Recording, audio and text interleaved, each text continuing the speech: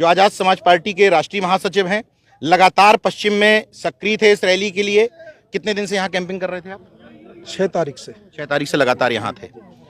शासन प्रशासन का जिस तरह का रवैया था, उसको देखते हुए रैली को किस तरीके से देखते हैं? देखिए, शासन प्रशासन ने जिस तरह 10-10 किलोमीटर पे गाड़ियों को, बसों को आने नहीं दिया और इन्होंने प्रयास किया कि लोग यहाँ तक ना पहुँच पाए, लेकिन ये जो हमारे पार्टी के या कार्यकर्ता हैं, जो भाई चंद्रशेखर आज़ाद जी को चाहने वाले लोग हैं, ये कोई धन्ना सेठों के घर में तो पैदा नहीं हुए, ना ये पार्टी धन्ना सेठों की है। यहाँ हमारे दलित, मजदूर, किसान, कमेरे सभी लोग अपनी मेहनत की कमाई से, अपने संसाधनों से यहाँ पहुँचे हैं। और ये केवल एक रैली नहीं थी, एक बदलाव, इसे क्रांति कह सकते हैं, परिवर्तन कह सकते हैं कि ये दलित, पिछड़ों और मुसलमानों का बहुत बड़ा गठजोड़ है। और किसान मजदूर के मुद्दों का भी नीरज भाई ये आह्वान था रैली के साथ साथ, हमारे मुद्दों पे बात करनी पड़ेगी।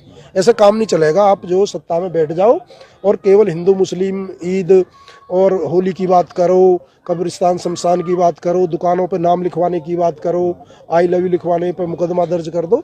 आपको बात करनी पड़ेगी। राजनीति ये तय करती है कि बच्चों की फीस कितनी होनी चाहिए, राजनीति तय करती है शिक्षा का स्तर क्या होना चाहिए, नौकरी मिलनी चाहिए, महंगाई क्या स्थिति है।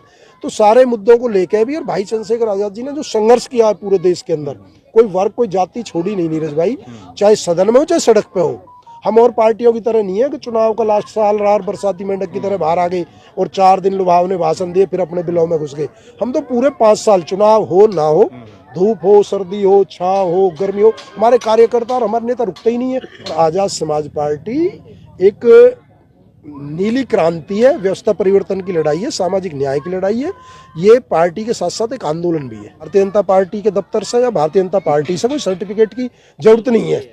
और देश के लिए ये बाबा यदि यात्रा ऐसे निकालने लगे तो फिर तो देश में हर जाति के लोग अपनी यात्रा निकालेंगे और कहेंगे हमारी जाति का।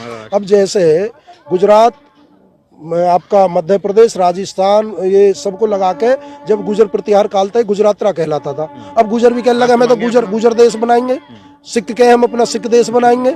सारी जाति यदि कहेंगी तो देश का प्यार भाईचारा खत्म हो जाएगा। और इस तरह के बाबाओं पर नकेल कसनी चाहिए। इसके बाबा के भाई को भीम आर्मी ने जेल भिजवाया था, सरकार को उसकी हेल्प लेनी चाहिए। ईडी को, सीबीआई को, इनकम टैक्स को रोको, सबको बंद करके सारे केस बाबा दे दे, सरकार का पैसा बचेगा और सरकार का समय भी बचेगा। जितने मर्डर हैं जो आज तक खुले ही नहीं है।